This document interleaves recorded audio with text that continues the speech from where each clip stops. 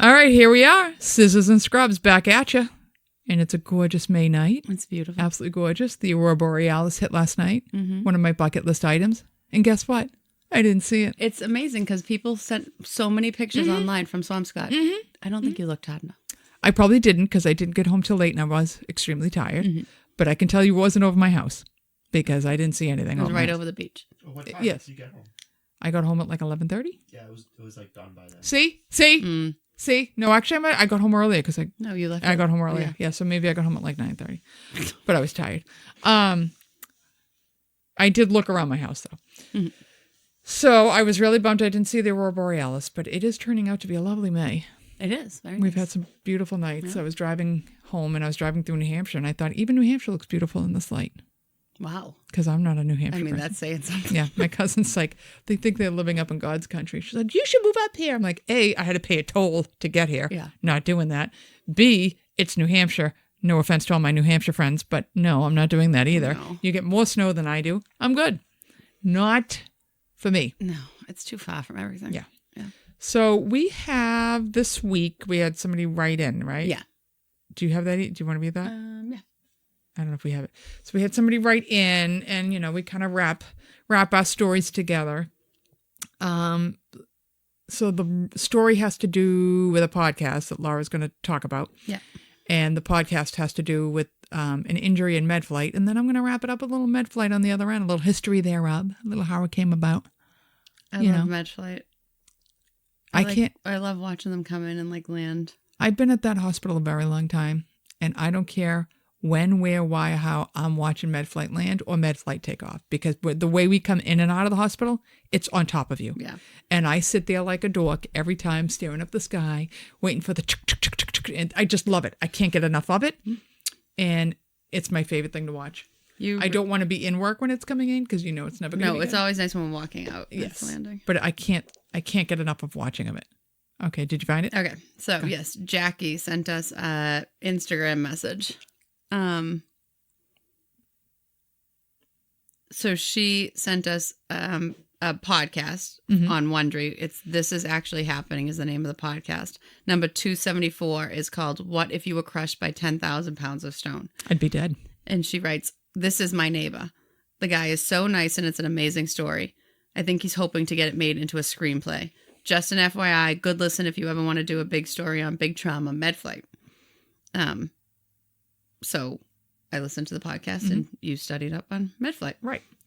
Yeah, I mean, see, we do take your suggestions, guys. Keep writing them in because it really helps. We're like, we got to record. What are we going to do? And Laura's like, well, we got this. I'm like, perfect. I'm going to put medflight with it. And then, Great. perfect. So the podcast, This Is Actually Happening. There's like obviously a million of them. This is number 274. I may have to start listening to that. It's the whole thing. The host or whatever doesn't talk.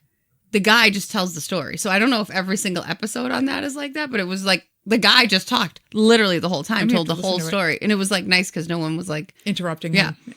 So it was like actually, it was really cool. So definitely listen to This Is Actually Happening, number 274. The story about Mike, I'm not going to say this right, Wolo, Wolo. Wolo. Yep. So this kid's from Boston, guy. Which only live once. Is that what that means? Wolo. YOLO. I know. Oh. Wolo, which only live once. I was like, what? We only live once. There we go. Better. So this kid's from Boston. His dad's from Dorchester. Mother's from South Boston, like Boston person. Yeah, he's Boston. Yeah. So he's in the Union. So he said he was born with a Union card. Always a small kid. He resembled his mother's father from Cambria, Italy, like short he's stature. an Italian. But like, broad, those short little guys. His height was always an issue with him. Like always. He hated his height all his life. He never felt comfortable. Was he like 4'11"? No, he's like 5'7". He's not that short. That's not that short. No. So he says in 5th grade, he's always like the runt of every class and everything. 5th grade, he starts running 2 miles a day, starts doing sit-ups, push-ups, dumbbells. He goes on to play football. Like he had to prove himself. He needed, like, I'm not a little guy. Like, I'm the big guy. He's playing football the whole, through high school, his senior year. They told him he could play on varsity if he beat the entire team in a race. That's the only way he could play. So he goes out there, he beats the entire team in a race because he's got to prove himself. Right. So they put him in one game. He makes headlines. He's in the paper for like how good he played and how many plays he made and everything. The coach never played him again. Are you kidding? No. So he's what an asshole. Pissed because he's like, why? I literally made the paper. Like, why wouldn't he put was me good. in? Right. And so he quit his senior year, and he says he has regretted that every day of his life since because he loved it. Right. But he quit because he was so mad. And if you're not going to play, it stinks. So he just like I said, he just always felt he had to be tougher than everybody. He had to prove himself because he just felt like he was a small stature person. So he goes to Wentworth Institute. Oh, smart school. Very good school. He went for industrial design.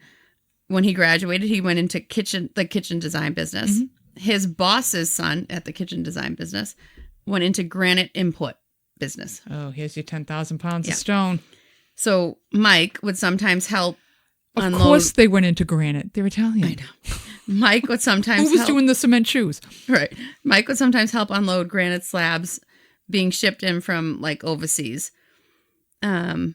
Sometimes he would do the forklift. Sometimes he'd rig the ropes up to the cranes, like whatever they needed help with, he would help with. He said the slabs are shipped standing up, which he's like, I never understood it. Why don't you lay them down? Why would you stand up? Because you can't get them back up. Well, if you put ropes under them, you can. But like, he's like, why would you stand up things that weigh 10,000 pounds? Like, it doesn't make any sense. He just said it just always seems so dangerous. Like, why would you ever ship it like that? So, October of 2003, he's 32 years old. He gets a call from David, who's the son of the boss that has the granite business. He calls him for help with a granite shipment. He tells him no. He's like, it's too dangerous. I was never trained on this. I shouldn't be doing it. I'm not doing it. So then David's boss, AJ, calls. Mike's boss, AJ, David's father, calls and is like, listen, can you help him out this one time? It'll be the last time. He just needs help. We need to get the granite off the truck. It's always something blah, like blah, this. blah. And always something like this. His boss was like the best boss. He's a wicked good guy. He like always helps him out. So he's like, yeah, fine. Well, this is it. This is the last time. He says he remembers getting up in the morning that morning and shaving. And he said, I remember staring at myself in the mirror, like for an extra long time, like just looking at himself. He doesn't know why, but he just remembers just staring at the mirror at himself. So then he goes to the granite location, which is outside of like a granite, I don't know what you call it, like a granite, like a shop? Like a shop and where they make the counters out of the slabs. Fabricator, thank you. So he goes there, he meets, David, who's the company it is. He meets this other kid, Anthony, who's also there to help. I think it's like his first time helping them. Oh, good. We have an experienced crew. Yeah. And he's like, it happened to be this kid, Anthony's birthday. They were like, oh, we'll get a birthday lunch. Like, we'll take you out for lunch. Like, they didn't know each other, but. So the tractor trailer shows up and he said he remembers the cargo container looks like it came out of the harbor. It was rusted. It was banged up. He was like, what the heck is wrong with this container? Like, it was, he said it was beat to shit. So then the crane operator shows up. It's a new guy. They never worked with this guy before. Come on. This is just a recipe for disaster. So the crane operator sets the crane up perpendicular to the trailer. And they're all like, hey, don't you think you should set up behind? Because that way you can see everything. Like if you're perpendicular, you kind of have like a blind spot, like looking into the crate or something. And he was like, listen, I'm in charge of the crane. I'll do what I want to do. This is how I'm going to do it. I'll leave if you don't like how I'm doing this. Hey, asshole. So they were like, all right, we just, it's weird because you're going to have a blind spot. They always set up behind, but all right, if that's how you're going to do it. So they open the doors of the crate that holds the marble, the granite. They have to use a sledgehammer to get the pins out because it's like the doors are so stuck because it's all banged up. And immediately when they get the doors open, the walls collapsed, like bow out. Like the doors were like holding it up and it like bowed out the second they opened it. They're like, what is wrong with this? It seemed very structurally unwell immediately. And yet nobody's stopping what they're doing. Well, because they got to get it off there. So there's 6 bundles of stone in the cargo shipment. Each stone is 7 feet tall and 11 feet long. and each slab is 1.25 inch thick. And each slab weighs up to 9,600 pounds. Fuck. So they get the first 4 bundles out. The floor is buckling up and down as they're lifting the first bundle up. The floor buckles. And Mike and Anthony's job was to get like the ropes or whatever, the straps around the granite to attach it to the crane hook, and then the crane operator lifts it up. And like I said, every time one would come out, the floor would buckle and give. And he said they've never seen, like, this has never happened. It never moves like that. Like, it was very structurally unsound. So his job is to do the straps at the front of the stone. And Anthony does it at the back, and they hook it onto the hook for the crane. So David must be at the back of the cargo shipment container.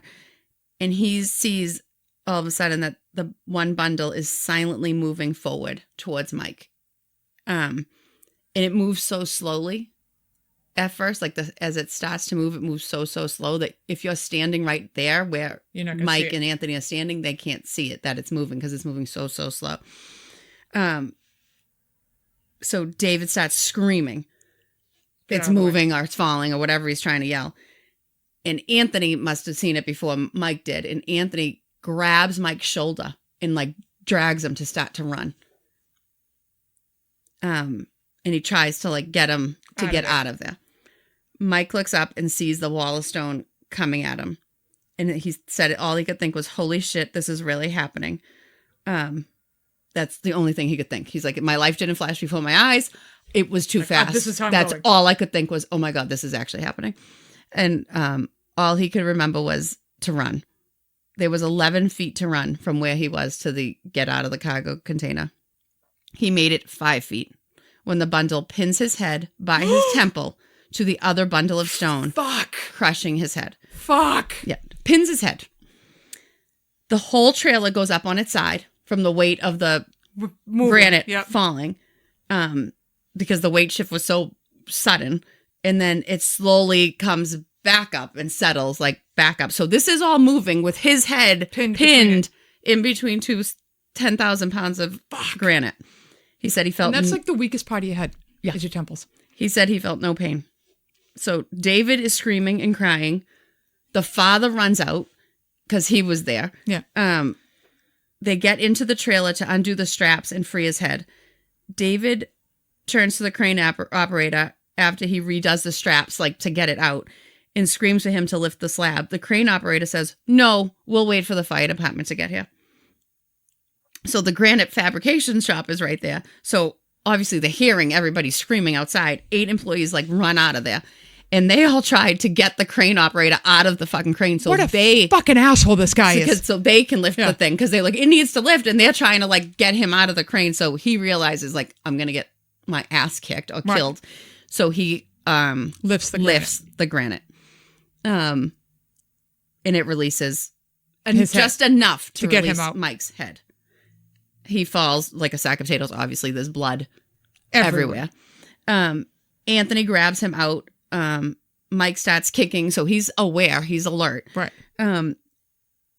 Anthony, David, and AJ are holding his head together. They are taking turns holding his head together. Oh, my God. It's just pouring blood out of everywhere.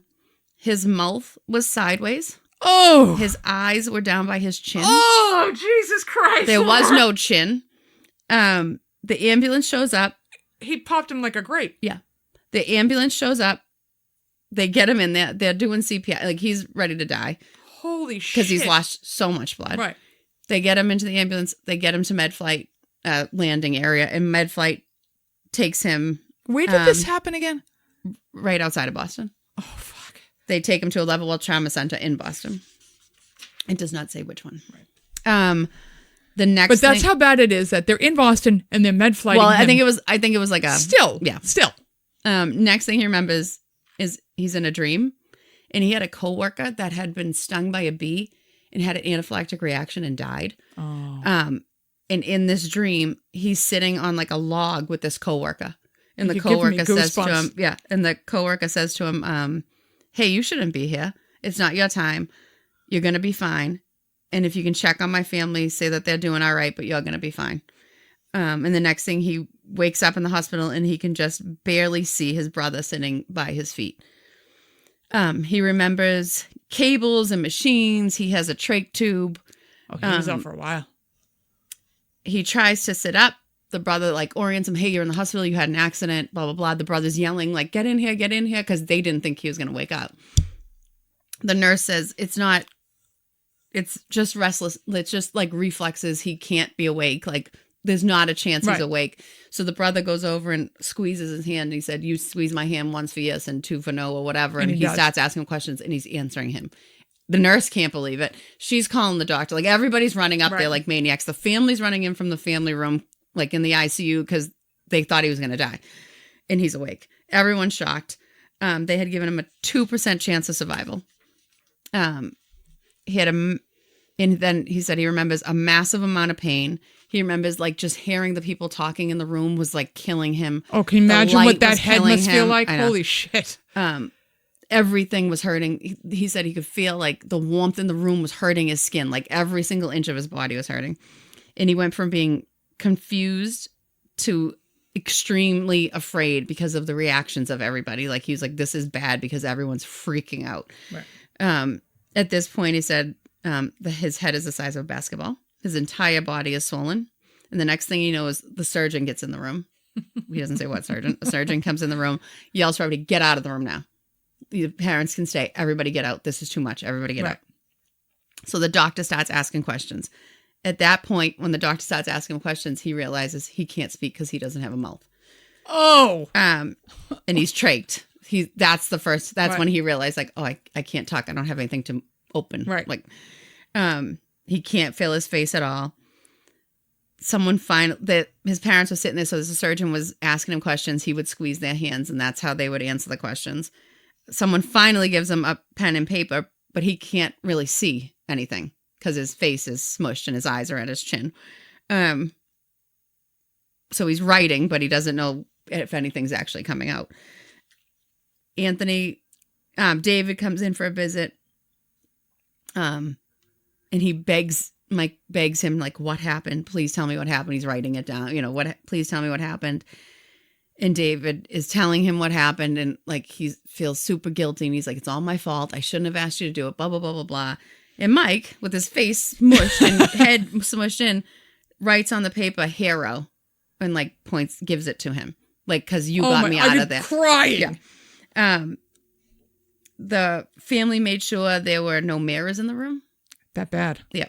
Are his eyes back in his head? I'm assuming he can see out of them. I think at that point they were just they didn't do any reconstruction at that point. No, he said he couldn't really see. Like, I think he could see like a little teeny tiny bit. But there's vision. Like, there's he's not blind. There's some vision. So, but everything's so swollen and disfigured. I don't know what he could see. So the swelling starts to go down. So the plastic surgery can finally start to do some reconstruction of his face. He had a G tube for 2 feet. He obviously can't eat. He said he remembers the nurse giving him the button for the morphine pump and he just hit it. He said it was like a little kid with a toy. Like he just hit it. He goes, I know I didn't get dosed that many times. Like it blocks out, but that's all I did all day was hit that morphine pump. So he starts hallucinating. He's on morphine constantly. He's in an ICU for So he's getting weeks. ICU psychosis. Yeah. We should cover that one day too. Yeah. One night he wakes up and he realizes he was reclined too far back and the tube feeds were going in at night and he started to aspirate it through the tube and he hits the call button for the nurse and they're like, can I help you? He can't talk. So he's like freaking out. The nurse finally came in there.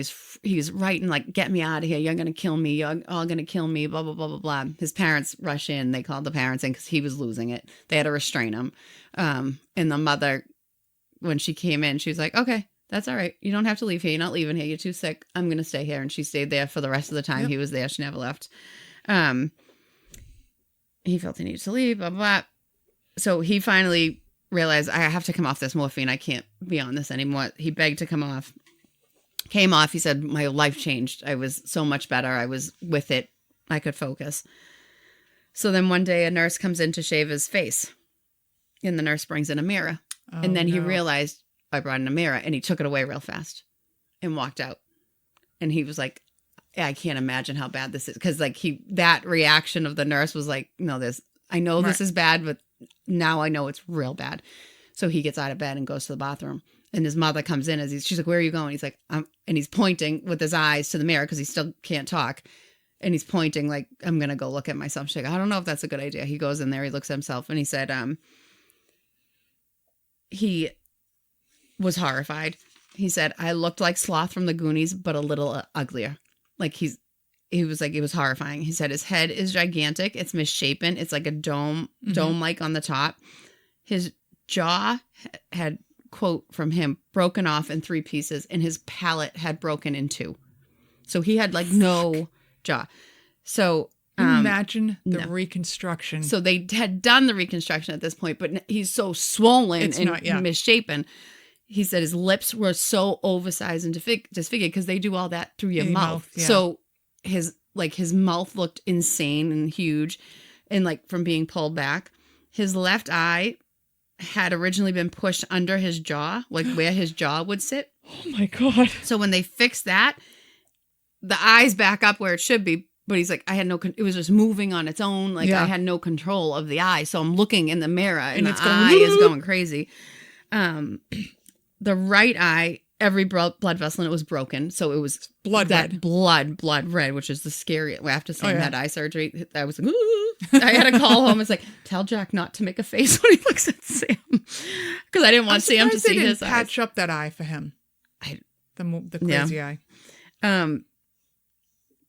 So he thought he would never have children because he said he looked so scary. He was like, no child would ever look at me because that's how scary I was. He's like, that's it. That's over. Right. That part of my life is over. And he thought he would never find a wife. He had this girlfriend that was on and off. He's like, I should have stayed with her. I should have been a man and like manned up and stayed with her because there's not a chance anybody's ever going to be with me. I am so disfigured. He said, I'm a short, ugly, disfigured man. And it was the lowest moment in his life. And he thought he would be a recluse. He thought, I'll go home and never leave my house. Veil like the poor chimp lady. When he came out of the bathroom, he was so upset. Like his mother looked at him, knew how upsetting, and she was crying. And he was like, I'm making this harder on them. And it's already so hard for them. And he was like, okay, I have to get it together because I'm killing my parents. He's like, they looked 100 years old, you know, like I'm killing them. So he's like, nope, that's it. I'm going to be strong. I'm going to prove everybody wrong. I'm going to be fine. I'm going to get out of here and I'm going to live my life. So he said to his mother, he grabbed her hand and he started walking in the halls. And they were like, what are you doing? He's like, I'm going to walk back and forth. I'm going to exercise every day. And they're like, I don't know how much you're going to get done. Like, you're not strong enough. You just had this massive surgery. You just lost all this blood, blah, blah, blah, blah. I can't believe he's mentally competent. Yep. So he had like a remarkable recovery. He healed so well. They released him into rehab way earlier than they expected him to. He attributes that to his lifelong feeling of proving everyone wrong. Mm-hmm. In rehab, David and AJ visited him constantly, and Mike begged them to tell him more about the story. Mm-hmm. They said the only thing that stopped the granite from completely crushing his skull and killing him was a 2x3 piece of Italian pine wood. It was 2 7/8 inches thick. And that is kept that piece of wood, 2 7/8 inches thick, is the only thing that kept that granite from completely going against the other granite. So his skull was 2 7/8 inches thick. That's it. Not even 3 inches thick. Right. His whole skull, and that was the maximum width of his head at that impact. He lost over 6 pints of blood on site. Shit. Surgeons have no idea how he made it and how he's not brain damaged. He has a slight TBI, but I mean, he's fine. Nothing compared to what it could be. I can't believe there was any brain in his head. Yeah. 31 days after the accident, he goes home. Wow. AJ and David visit every single day. He's like, they felt so bad. They cannot get, like, he's like, I felt awful about how bad they felt. He said his surgeon, he had the best plastic surgeon in the entire world. No one could have done what he did. He reconstructed his face in 3 surgeries only. That is impressive. It would have taken any other surgeon at least a dozen surgeries to do this. There is 110 screws in his head and 20 plates. I believe it 100%. The jaw alone, 3 pieces. Oh, yeah. The jaw alone. Yeah. He was struggling to leave home, though. After he got home, he was having anxiety and depression. He was diagnosed with agoraphobia. Interesting. Yeah. Because of how he looked or because of the fear of being hurt again? I probably all of it all together. So he obviously, like, through this, he was working. He applied for workman's comp. And they're like, well, you were injured by a third party. Fuck that. So you have to go after every single other party involved in this, which was like 5 somehow other parties involved in this. Like, I guess whatever. Yeah. So he said every time he would leave the house, there was 5 investigators from those different parties following him. Go ahead. Because they have to investigate. Yeah. But that was like, he's already anxious to leave. And then there's 5 people following him at all times. He was just made it like, I didn't want to ever leave the house. So it just made everything harder to do. He had a hard time dealing with, he obviously had PTSD. He said if he was watching TV and there was a show and, somehow they end up in the ER, he would hear the alarms and all that stuff and have like an anxiety attack. He says it took him 8 years to put his life back together to a normal life after the incident. He said he attributes that to his support system, which was amazing. His family, his friends, they were always there. He eventually starts dating again. He was like, some people are just going to stare at me. He looks relatively normal, but you can obviously tell something was wrong. And he said his height that he always hated his whole life saved his life. Because had he been taller. He said this when he walked, the surgeon is the same exact height as him. So they were sitting there and he said, if you were any taller, you would have been decapitated because it would have hit you here. Like his head, he would have been decapitated by the pressure. And he said, and if you were any shorter, your brain would never have survived it because it would have crushed your whole brain. So where it would have hit. So he's like, you were the perfect height to survive this accident. So he's like, so my height, my whole life, it was the bane of my existence, the only thing that saved me. So 8 years later, he's dating, he's doing whatever. He starts just doing practices with this semi-pro football team in Boston. I wouldn't do shit with a head injury. I'm sorry. So especially he was just not practicing. football. He wasn't playing. Yeah. He just he's just working out with them. Right. And the coach was like, hey, why don't you suit up for the game? And he's like, what? Are you kidding me? Like, I'm just here working out. And he's like, no, why don't you suit up for the game? He's like shocked. So coach puts him on the line. He lines up against a guy that's 360 pounds, 6'2". And he lines up against him, runs right past him, gets to the quarterback, pressures the quarterback. The quarterback has to throw the ball away, and he does it again and again and again. And then they have to change men because obviously he's getting by this guy. He does it again to that guy. And he's like, what's with you? Like, who are you? And he's like, I don't know. And he's like, I'm 40. These guys are all 20 on semi-pro football teams. So he played 2 full seasons at 40 God. after all this. And it made up for his regret of in high school, quitting football in high school. So he's around his old house or whatever, and he meets up with an old neighbor that used to live like next door, and he used to have a little sister, the neighbor. He's like, oh, my sister's moving back into town. And he's like, all right. And he sees her, and he's like, oh, hey, blah, blah, blah. And they kind of he's like, oh, maybe we'll go out for dinner sometime. She's like, all right. And he's like, a few weeks go by, and she's like, hey, we ever going to meet up for dinner? And he's like, well, I'm going to the Red Sox. So they go to the Red Sox game. He said, I think we watched 1 inning, and we talked the rest of the time. Oh, 2 years later, they got married. Story. I know. And they had, he gets married 2 years later, and he has 2 kids. I love the ending. Yeah. I love a happy ending. He should be a screenplay because that's a great story. How good of a movie would that be? That's insane. Yeah. Wow. Yeah. Wow. Mm-hmm. You know what? Can you imagine He's a seeing short Boston king, and he survived a terrible... Could you imagine being on scene? No, that would have been... his eyeballs on his cheeks. They said they were just... I mean, those people are obviously traumatized, and they were... They said they were together. Literally... Because obviously it's in a million pieces. They were holding his head together. When I initially heard 10,000 pounds of stone, I'm thinking like gravel. Rocks. Yeah. I'm like, how the fuck did somebody end up in like... No. What were they standing on top of those mounds? Like, what were you in a gravel pit? Like, never in a million years. A slab of granite. Slab of fucking granite. Yep. Again, another reason, Follow, you got immature team. Yeah. Nobody knew what they were doing. Stupid ass. And it's always arrogant. This crane is the last operator. time. If anybody says to you, this is the last time, Don't you're like, do you know it. what? We're done. I already had my last. Don't. It's never a good idea. This do is it. the last one. Oh last run on the skis. Last bike rider on the block. I always tell the Never kids, do if it. you're going to fall, it's going to be the last run because you're tired. Well, that's going to bring us to good old MedFlight. Yes. That got him to the closest hospital. Yes. Well, like we said, MedFlight, I could sit and watch it all day long. Mm-hmm. Something I'd always wanted to do, but I'm terrified of crashing in a plane. I told you the MedFlight people brought like a stroke patient in, and I'm walking them out. I'm walking out in front of them and they're like, oh, you want to go for a ride? I'm like, no. I would have gone in a And second. they're like, are you serious? You don't want to go for a ride? I'm like, absolutely not. You think I'm getting in a helicopter? Absolutely not. And they're like, oh, no, it's great. So smooth. It's way better than the plane. I'm like, there's not a chance on this earth that I am getting into a helicopter. I think I would be more terrified of him landing. Because the Any of helipad it. we have is like not. Oh, my God. I told him I'm going in one work and they're doing touch and go. And the guy's like, back. It was like a kid. He's like back in the ass end of the helicopter into the helipad. And I was laughing. I'm like, oh, clearly a newbie. Well, Laura, back in 1969, Bjorn Steiger from someplace in Germany. Okay. He's a young kid. He's on his way home. He gets hit by a car. Takes an hour to get to the hospital and he dies. And people are like, we got to come up with a better way to get people to the hospital. So this scene plays out over and over and over in the earliest part of the 20th century. Yep. So also in the early part of the 20th century, you have Vietnam and Korea. Mm-hmm. So before that, you would have a regular airplane flying you, a couple of propellers flying you over the, you're going to die anyway because those planes run fast. Yeah. So if you ever watch MASH and you ever watch the opening scenes of MASH and you see that helicopter with the big bubble and could you do that again? I can't really. You know what I'm talking about. You just heard that. Yeah. Even Mike's stopping for that one. So they got the big helicopter, the big bubble.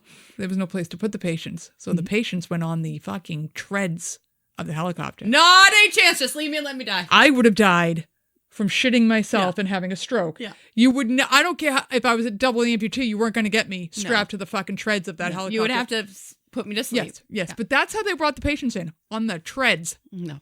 I'm good. Could you imagine? No. Nobody's watching you. You're just bleeding to death in the fucking air. No. No, I'm good. No. Vietnam, you can hear it. Doo-doo. A little Creedence Clear on the background. Here comes the Hueys. And they're going to back that thing right into some kind of zone. And they're going to load all these guys in there. And they're going to show up at another MASH hospital. And all the nurses are going to come running out, pulling them out of the hospital. That's what was happening in the 60s. Yeah. So they take all of that medvac experience. Mm-hmm. And in 1972, Anthony Central Hospital in Denver becomes the first civilian use of helicopters for medevac evacuations. In 1959, the French, I can't do these French names, they rescued a man suffering a heart attack off of the Mont Blanc in the Alps. Oh. So they're starting, but in the United States, it's Denver, Colorado. 1979, the SAF also rescues in the French Alps and in Germany. I don't know what the SAF is. But they trialed putting a doctor and a paramedic on board of these as well to get on-site medical attention within 10 to 15 minutes of sounding the alarm. The Alouette 3 is the first helicopter that really kicked off the growth of HEMS, also known as Helicopter Emergency Medical Services. Mm-hmm. It was adopted by the Swiss, Austria, USA, France, and Germany. As years go by, we move on to a specially designed BO-105 with features of flat cabin floor, rear loading and high main, a rear loading It's tail. like an ambulance bag. Yep. Yeah. A high main and tall rotor allowed. So you get the little rotor on the back and you have the rotor on top, like most helicopters. Mm-hmm. I don't know why we need to top, but it allowed, because the rotor is up high, and they can get in the back of the plane. Because when you get near a helicopter, you have to... huge risk of decapitation. Yeah, makes me so nervous. Huge risk of needing a med flight after getting near med flight. So this makes the BO-105 very popular and successful. Today, we have the H-135 and the H-145. Oh. They are the standard for most HEMS worldwide. In the U.S., there are over 1,000 of these helicopters. Wow. And they transport about 400,000 patients a year. Wow. Mostly are coming from New Hampshire and Maine down to the Boston hospitals with cut off fingers. Some are from profit and some are just hospital run. Most are hospital run, some privately owned. In 2016, about 86% of the United States is covered by some form of medevac. I am sure there are parts of Alaska, because it's massive, parts of Texas, because it's massive, that don't have any. I will always be in an area where I can be medevac. I want to be in an area where there's about 8 of them. There's 8 different. I don't even want to be that far from a major hospital. But I have to be. Yeah, I'm going to live in the emergency room. Yeah. All right. So, Boston MedFlight is started in 1985 by a consortium of hospitals. Mm-hmm. It is a nonprofit. I don't believe that. It was originally started to transport critically ill patients or injured to proper medical facilities. It now covers the New England area. Mm-hmm. As we know, they all come from Maine and New Hampshire and Vermont with cut off fingers. So, flight nurses. Mm-hmm. What is it required to be a flight nurse? Well, they provide care when speed and judgment are paramount, Laura. Yes. Paramount. They are part of a team. Mm-hmm. What's the most crucial part of that team? The nurse? The pilot. Oh. Yeah. Can't have MedFlight without your pilot. So a pilot, a nurse, and a paramedic. They are all on MedFlight. It is a highly competitive branch of nursing. Mm-hmm. For every Sparky out there who wants to be a med. Yeah. Well, there's only like 1,000.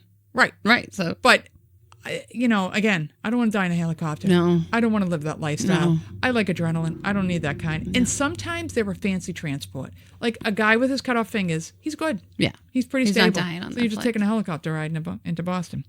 So first you need a licensed RN. Then you need critical care experience in the ICU or the ER. Mm-hmm. Minimum of 3 years experience, but some want 7 to 10.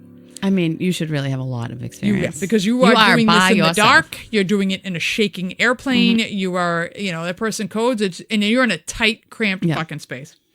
There is a professional nursing certification of flight nurses, which is CFRN, which is Certified Flight RN.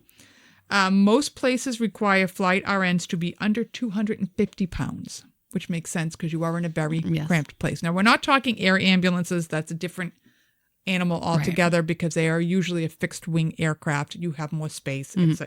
And that's going to be your kid got hurt on spring break in Italy and needs to get back to the United States. And it's going to cost you $1 million fuck ton of money to get them over here. Okay. So some places the height limit is 6 feet 2 inches. They need to be able to carry a minimum of 50 to 100 pounds. Wow. They have to be able to handle extreme temperatures because it's either very cold or very hot in that helicopter because they don't have AC. Those people always come wrapped up. Yeah. Like they come in the marathon. Those the tinfoil blankets, The tinfoil. Here's some Reynolds wrap. Throw them in. They need a capacity to deal with prolonged discomfort. That alone would keep me out of the helicopter. I am a big baby. I'm hot. My legs are killing me. I don't care that your eyeballs are on your cheeks. I'm hot, and I don't like this. I'm very uncomfortable. And it's really loud, and this, I'm flashing. Yep. You need reasonable endurance qualities. Reason number 2, I wouldn't be able to do. Some companies might also have age limits. So there are some nurses doing it in their 50s, but I think they like a younger crew. Well, I mean, you have to be able to lift 50 to 100 pounds. Right. Well, it gets hotter as you get older. There's some badasses out there in their 60s. I'm not saying they're not, but it gets hotter as it gets as you get older. I don't want to do it. No. Air ambulances may have different requirements. So after this, of course, this is what I do. Brian's like, shockingly, because he never asks me about my podcast. God bless him. He's supportive in so many ways. You could give a shit. He's like, well, how much does it cost? I'm like, you asked me that now. I'm done. I'm done writing it. So I looked it up. All right. There are many factors that affect the final price of the service. Mm-hmm. And let's see, this is according to the Montana legislature study. The cost of a MedFlight is divided into liftoff fees, and they range between $8,500 to $15,000. And then you tack on per mile charges that range between $26 to $133 per mile. Wow. So most MedFlights, you're going a distance. So on that $15,000 to start with, just for the helicopter to take off, you're taking $100 a mile. So that's $600. But does your insurance doesn't cover that at all? It covers some of it. I think it depends. Like this kid, I'm sure insurance covered it. Fingers cut off, they might cover half because, well, technically you could probably have driven down. I think I'm literally pulling this out of my butt, but I don't know. It didn't really get into if you're insurance. I'm just like, you don't have a choice. If you're in a car accident, they MedFlight you. Right. I don't think air ambulances. No, that you pay you cash. Have a choice, that's 100%. But this, to me, they're MedFlighting you out of a car accident because you're dead. So, but they also do that with ambulances, and they don't always cover the full cost of the ambulance. Yeah, but I wouldn't think you'd be paying $15,000. No. But I mean, for indigent people, they can't afford the ambulance either. So So that, I mean, I always thought maybe it'd be kind of cool. They come in their little flight suits, you know, and they're usually pretty nice. They look people. like astronaut suits. They do. They're kind of weird. They're always at Coffee Central. Always at Coffee Central. They're getting their coffee for the ride back. They're always in their uniforms at Coffee Central. So I always thought it'd be kind of cool. But again, just that would be my luck. I'd be in the med flight. Then went down and I mean, there are nights like, they're like, we can't fly, can't come because it's too, I mean, just the other night we had a wicked fog over the city. Yeah. And they were waiting on something coming in and they couldn't come in because MedFlight couldn't take off. Mm-hmm. So that was a terribly interesting story. Yeah, it was.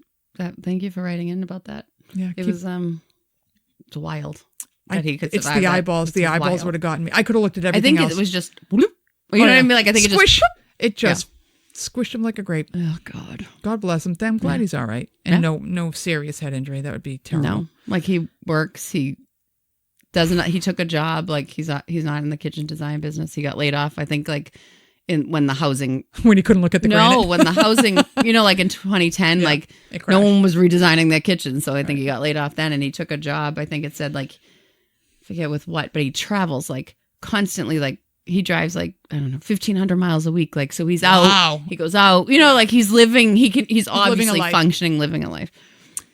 Well, that's the end of the show. Yeah.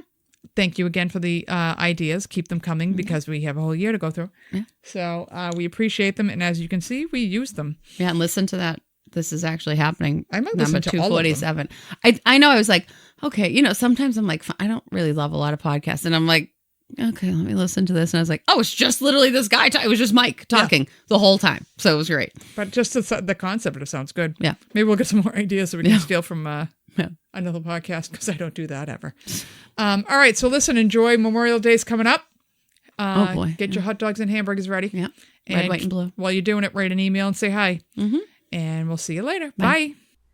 Like, subscribe, rate, and review the Scissors and Scrubs podcast on whatever podcast app you listen to us on.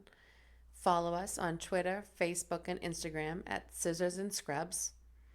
And email us any of your stories or thoughts to scissorsandscrubs@gmail.com.